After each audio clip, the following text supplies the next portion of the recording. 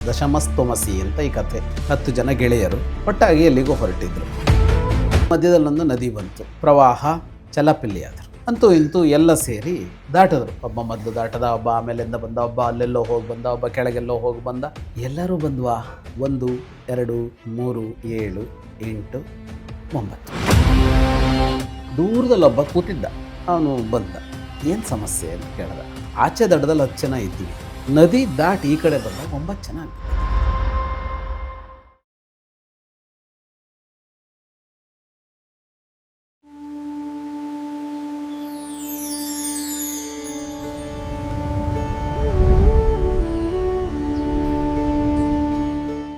ನಮಸ್ಕಾರ, ಇದು ಕಥಾ ಸಂಚಯ. ನಾನು ಬಡಕೆಲ ಪ್ರದೀಪ್. ನಮ್ಮ ಜೊತೆ ವಿದ್ವಾನ್ ಜಗದೀಶ್ ಶರ್ಮಾ ಸಂಪ ಅವರಿದ್ದಾರೆ. ಅವ್ರನ್ನ ಕಾರ್ಯಕ್ರಮಕ್ಕೆ ಸ್ವಾಗತ ಮಾಡೋಣ. ನಮಸ್ತೆ, ಕಾರ್ಯಕ್ರಮಕ್ಕೆ ಸ್ವಾಗತ. ನಮಸ್ತೆ. ಇವತ್ತಿನ ಕಥೆ ಯಾವುದು ಅಂತ ನಮ್ಮೆಲ್ಲರ ಕುತೂಹಲ. ಇದು ಹಳೆಯ ಕಥೆ. ಇದು ವೇದಾಂತದ ಕಥೆ.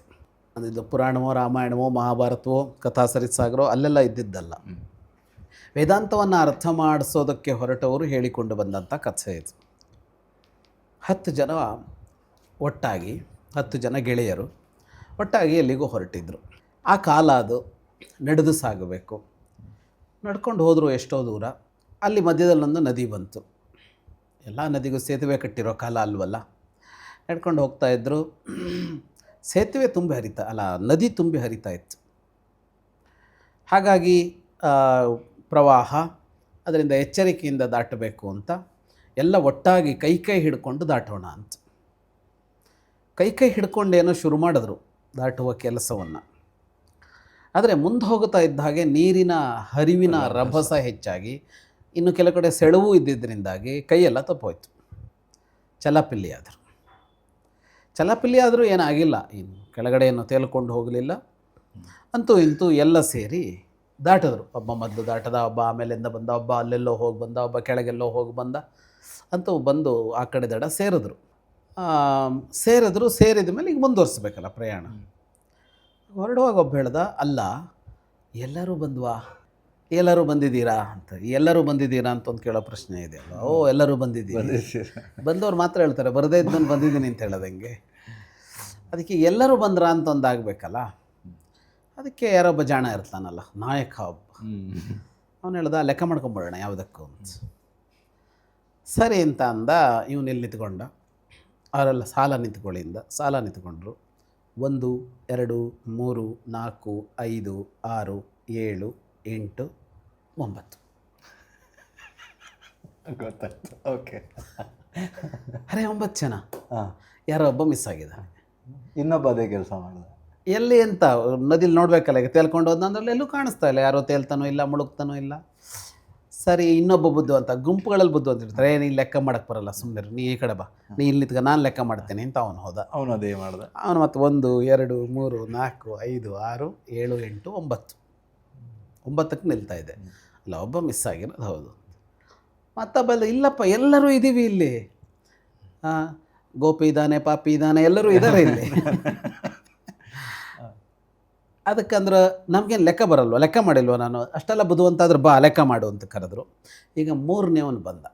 ಮತ್ತು 1 2 3 4 5 6 9 3ನೇವನು ಮುಗೀತು. 4ನೇವನು ಬಂದ. ನಾನು ಲೆಕ್ಕ ಮಾಡ್ತೇನೆ, ನಿಮ್ಗೆ ಯಾರಿಗೂ ಲೆಕ್ಕ ಬರಲ್ಲ ಅಂತ ಬಂದ. 5ನೇವನು ಬಂದ. ಅಷ್ಟೂ ಜನ ಲೆಕ್ಕ ಮಾಡಿದ್ರು. ಎಷ್ಟು ಜನ ಲೆಕ್ಕ ಮಾಡಿದ್ರು? 10 ಜನ ಲೆಕ್ಕ ಮಾಡಿದ್ರು. ಬಂದಿದ್ದು 9. ದೂರದಲ್ಲೊಬ್ಬ ಕೂತಿದ್ದ.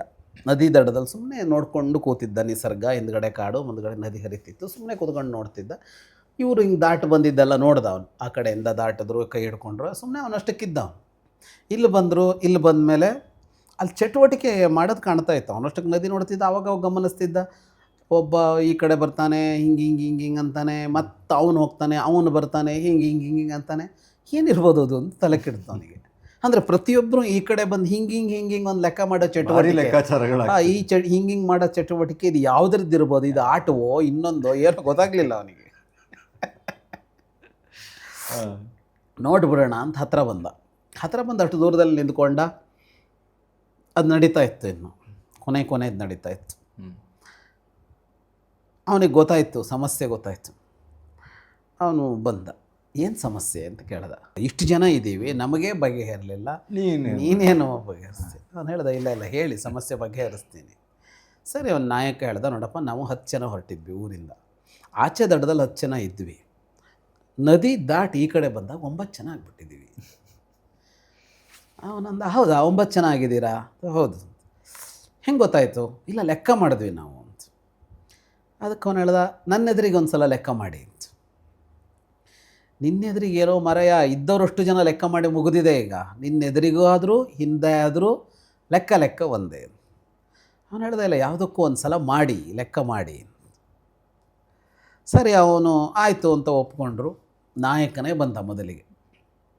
ಅವನು ಆರಂಭ ಮಾಡಿದ, 1 2 3 4 5 6 7 8 9 ನೋಡಿದ್ಯಾ, ಹೇಳಲಿಲ್ವ ನಿನಗೆ ಅಂತಂದ. ಅವನು ಹೇಳ್ದ, ನೀನು 10 ಮರಾಯ, 10ನೆಯವ ನೀನು ನಿನ್ನನ್ನು ಬಿಟ್ಟು ಬೇರೆದನ್ನೆಲ್ಲ ಲೆಕ್ಕ ಹಾಕ್ತಾ ಇದ್ದೆ, ನಿನ್ನನ್ನು ಬಿಟ್ಟು ಲೆಕ್ಕ ದಶಮಸ್ತುಮಸಿ ಅಂತ ಈ ಕಥೆ. ವೇದಾಂತ ಶಾಸ್ತ್ರವನ್ನು ಅರ್ಥ ಮಾಡಿಸೋದಕ್ಕೆ ಹೇಳಿರುವ ಕಥೆ ಇದು, ದಶಮಸ್ತುಮಸಿ ಅಂತ. ದಶಮಃ ಅಂದರೆ 10ನೆಯವನು, ತೊಮ್ ಅಸಿ ಅಂದರೆ ನೀನು ಅಂತ, 10ನೆಯವನು ನೀನು. ಇಲ್ಲಿ ಒಂದು ಇದರಲ್ಲಿ ತನ್ನನ್ನು ತಾನೇ ಮರೆತ ಕತೆ, ನಾನು ಅನ್ನೋದನ್ನು ಮರೆತದ್ದಲ್ಲಿ. ಹಾಂ, ನೀನು ಜಗತ್ತನ್ನು ಅರ್ಥ ಮಾಡ್ಕೊಳಕ್ಕೆ ಹೋಗ್ತಾ ಇದ್ದಿ. ಇದೇನು ಇದು ಹೇಗೆ, ಇದರ ಸ್ವರೂಪ ಹೇಗೆ, ಇದು ಹೆಂಗೆ ಕೆಲಸ ಮಾಡುತ್ತೆ ಅಂತೆಲ್ಲ ಅರ್ಥ ಮಾಡ್ಕೋತಾ ಇದ್ದಿ. ಆದರೆ ನೀನು ನಿನ್ನನ್ನು ಅರ್ಥ ಮಾಡ್ಕೊಳ್ಳೋದನ್ನು ಮರೆತಿದ್ದಿ. ನಿನಗೆ ನೀನು ಯಾರು ಅಂತ ಗೊತ್ತಾಗ್ತಾ ಇಲ್ಲ, ನೀನೇನು ಅಂತ ಗೊತ್ತಾಗ್ತಾ ಇಲ್ಲ, ನೀನು ಹೇಗೆ ಅಂತ ಗೊತ್ತಾಗ್ತಾ ಇಲ್ಲ. ಆದರೆ ನೀನು ದಡ್ಡ ಅಲ್ಲ, ಬುದ್ಧಿವಂತ. ನೀನು ನಿನ್ನ ಮುಂದಿರುವ ಎಲ್ಲವನ್ನೂ ನೋಡ್ತಿದ್ದಿ, ಮುಂದಿರುವ ಎಲ್ಲವನ್ನೂ ಅರ್ಥ ಮಾಡ್ಕೊಳ್ತಾ ಇದ್ದಿ. ನಿನ್ನನ್ನು ನೀನು, ಆತ್ಮನನ್ನು, ನಿನ್ನ ಅಂತರಾತ್ಮನನ್ನು, ಒಳಗಿರುವ ಜೀವಾತ್ಮನೋ ಪರಮಾತ್ಮನೋ ಅವನನ್ನು ನೋಡ್ಕೊಳ್ತಾ ಇಲ್ಲ ಅಂತ ಹೇಳೋದಕ್ಕೆ ಹೇಳಿದ ಕಥೆ ಇದು. ನಿನ್ನ ಕಡೆ ತಿರುಗಿಯೂ ಲೆಕ್ಕ ಹಾಕು ಅಂತ. ಈಗ 1 ಅಂತ ಶುರು ಮಾಡ್ಬೋದಾಗಿತ್ತು, 10 ಅಂತ ಹೇಳ್ಬೋದಾಗಿತ್ತು, ಅದೇನೂ ಮಾಡ್ತಾ ಇರಲಿಲ್ಲ. ನಿನ್ನ ದೃಷ್ಟಿಯಷ್ಟು ಆ ಕಡೆ ಇದೆ ಅಂತ. ಪರಾಂಚಿಖಾನಿ ವ್ಯತರಣತ್ ಸ್ವಯಂಭೂ ತಸ್ಮಾತ್ ಪರಾಂಗ್ ಪಶ್ಯತಿನ ಅಂತರಾತ್ಮನ್ನಂತ ಉಪನಿಷತ್ತಿನ ಮಾತು. ಸೃಷ್ಟಿಕರ್ತ ಹುಟ್ಟುವಾಗ ನಮ್ಮ ಎಲ್ಲ ಇಂದ್ರಿಯಗಳನ್ನು ಹೊರಮುಖವಾಗಿ ಹುಟ್ಟಿಸ್ಬಿಟ್ಟಂತೆ. ಕಣ್ಣು ಹೊರಗೆ ನೋಡುತ್ತೆ, ಒಳಗೆ ನೋಡಲ್ಲ. ಕಿವಿ ಹೊರಗಡೆಯ ಶಬ್ದ ಕೇಳುತ್ತೆ, ಚರ್ಮಕ್ಕೆ ಹೊರಗಡೆಯ ಸ್ಪರ್ಶ ಆಗುತ್ತೆ, ಒಳಗಡೆಯ ಸ್ಪರ್ಶ ಆಗೋಲ್ಲ. ಹಾಗಾಗಿ ಹೊರಮುಖವಾಗಿ ಇಂದ್ರಿಯಗಳನ್ನು ಸೃಷ್ಟಿ ಮಾಡಿರೋದ್ರಿಂದ ಹೊರಗೇ ನೋಡ್ತಾ ಇರ್ತಾನೆ ಮನುಷ್ಯ ಅಂತ, ಒಳಗಿನದ್ದನ್ನು ನೋಡೋಲ್ಲ ಅವನು ಅಂತ. ಹಾಗಾಗಿ ಒಳಗೆ ತಿರುಗಿಸಿಕೊಂಡು ನಮ್ಮನ್ನು ನಾವು ನೋಡಬೇಕು ಅಂತ ಹೇಳುವ ಕಥೆ. ತುಂಬಾ ಅಂದರೆ ಎಲ್ಲರಿಗೂ ಕೂಡ ಬೇಕಾಗಿರುವಂಥದ್ದು ಯಾವಾಗಲೂ ಹಾಗೆ. ನಾವೆಲ್ಲ ಇನ್ನೊಂದು ವಿಚಾರದಲ್ಲೂ ಕೂಡ ನಾವು ಇದನ್ನು ನೋಡೋದಾದರೆ, ನಾವು ನೀನು ಮಾಡಿದ ತಪ್ಪು, ನಿಂದು ಸರಿ ಇಲ್ಲ, ನಮ್ಮದನ್ನು ನೋಡೋದಕ್ಕೆ ಮರಿತೀವಿ. ಹೌದು. ನೀವು ಈ ಕತೆ ಹೇಳಿದಾಗ ನನಗೆ ಇತ್ತೀಚೆಗೆ ನಾನು ಒಂದು ನೋಡಿರುವಂಥ ಒಂದು ಕಥೆ ನೆನಪಾಯಿತು. ಇದು ಒಬ್ಬ ಈ ಶೇಖ್ ಅಲ್ಲಿ ಅವನ ಇದರಲ್ಲಿ ನಡೆಯುವಂಥದ್ದು. ಅವನ ಹತ್ರ ಅವನು ಇನ್ನೇನು ಸಾಯ್ತಾನೆ ಅನ್ನುವಾಗ ಅವನ ವಿಲ್ನಲ್ಲಿ 17 ಒಂಟೆಗಳನ್ನು ಬರಿತಾನೆ, ಅವನ ವಿಲೇವಾರಿಗೆ ಬರಿತಾನೆ. ಈ 17 ಒಂಟೆಗಳ ಪೈಕಿ ಅರ್ಧ ಭಾಗವನ್ನು ಮಗನಿಗೆ, 17ರಲ್ಲಿ 1ನೇ 3 ಭಾಗವನ್ನ ಮಗಳಿಗೆ ಹಾಗೂ 1ನೇ 9 ಭಾಗವನ್ನ ತನ್ನ ಹೆಂಡತಿಗೆ ಪಾಲು ಮಾಡಬೇಕು, ನೀವು ಅದನ್ನು ಹಂಚ್ಕೊಳ್ಬೇಕು ಅಂತ ಇವರು ತುಂಬಾ ತಲೆ ಕೆಡಿಸ್ಕೊಳ್ತಾರೆ. 17ರಲ್ಲಿ ಅರ್ಧ ಹೇಗೆ ಮಾಡೋದು, ಅದರಲ್ಲಿ 1ನೇ 3 ಭಾಗ ಹೇಗೆ ಮಾಡೋದು, 1ನೇ 9 ಭಾಗ ಹೇಗೆ ಮಾಡೋದು, ತುಂಬಾನೇ ಯೋಚನೆ ಮಾಡಿ ಮಾಡಿ ಮಾಡಿ ಕೊನೆಗೆ ಅವರಿಂದ ಆಗಲ್ಲ ಅಂತಂದಾಗ ಯಾರೋ ಒಬ್ಬ ಸ್ವಲ್ಪ ಜ್ಞಾನಿ ಆದವನು ಅವ್ರ ಊರಿನಲ್ಲಿ ಸಿಗ್ತಾನೆ. ಅವ್ರ ಹತ್ರ ಹೋಗಿ ಕೇಳಿದ್ದಕ್ಕೆ ಅವನು ಅವರಿಗೆ ಒಂದು ಸೊಲ್ಯೂಷನ್ ಕೊಡ್ತಾನೆ. ನೋಡಿ, ಒಂದು ಕೆಲಸ ಮಾಡಿ, ಈಗ ನಿಮಗೆ ಪಾಲಲ್ವ ಆಗಬೇಕಾಗಿರೋದು, ಸರಿ ಯಾವ ಕನ್ಫ್ಯೂಷನ್ನು ಬೇಡ, ನನ್ನ ಹತ್ರ ಒಂದು ಒಂಟೆ ಇದೆ, ಅದನ್ನು ನಿಮಗೆ ಕೊಡ್ತೀನಿ. ಈಗ ಎಷ್ಟು ಒಂಟೆ ಆಯಿತು? 18 ಒಂಟೆಗಳು. 18ರಲ್ಲಿ ಅರ್ಧ ಅಂದರೆ 9 ಒಂಟೆ ಮಗನಿಗೆ. ಈ 18ರಲ್ಲಿ 1ನೇ 3 ಭಾಗ ಅಂತಂದ್ರೆ 6 ಒಂಟೆಗಳು ಮಗಳಿಗೆ.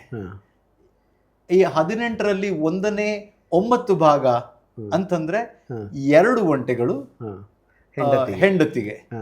9 + 6 ಅಂದ್ರೆ 15, ಮತ್ತೆ ಮಗಳಿಗೆ 2 ಕೊಟ್ಟಾಗ 17 ಆಯ್ತು.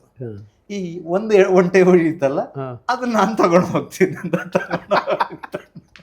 ಈ ಒಂದು ಒಂಟೆ ನಮ್ಗೆಲ್ರಿಗೂ ಕೂಡ ಅಗತ್ಯ ಇದೆ ಅಂತ ಅವ್ರು ಹೇಳ್ತಾರೆ ಅದರಲ್ಲಿ. ಆ ಒಂದು ಒಂಟೆಯೇ ಕ್ಲಾರಿಟಿ. ನಮ್ಗೆ ಇರಬೇಕಾದ ಯೋಚನೆ ಮಾಡ್ಬೇಕಾದ್ರೆ ನಾವು ಒಂದು ಸ್ವಲ್ಪ ಸ್ಪಷ್ಟತೆಯನ್ನು ಇಟ್ಕೊಂಡ್ರೆ ನಮ್ಗೆ ಅದು ಸೊಲ್ಯೂಷನ್ ಸಿಗುತ್ತೆ ಅಂತ. ನೀವು ಹೇಳಿರೋ ಈ ಕಥೆಯಲ್ಲಿ ಬೇರೆ ಒಂದು ವಿಚಾರ ಇದ್ರೂ ಕೂಡ ಇಲ್ಲಿ ಲೆಕ್ಕಾಚಾರ ಬಂದಾಗ ನಂಗೆ ಆ ಕಥೆ ಹೊಳಿತು. ಚೆನ್ನಾಗಿದೆ, ತುಂಬಾ ಇಂಟ್ರೆಸ್ಟಿಂಗ್ ಆಗಿ ಭಾಳ ತಲೆ ಕೆಡಿಸುತ್ತಿದೆ. ತಲೆ ಕೆಡಿಸುತ್ತೆ ಆ ಒಂದು ಒಂಟೆ ಬರೋ ತನಕ. ಧನ್ಯವಾದಗಳು.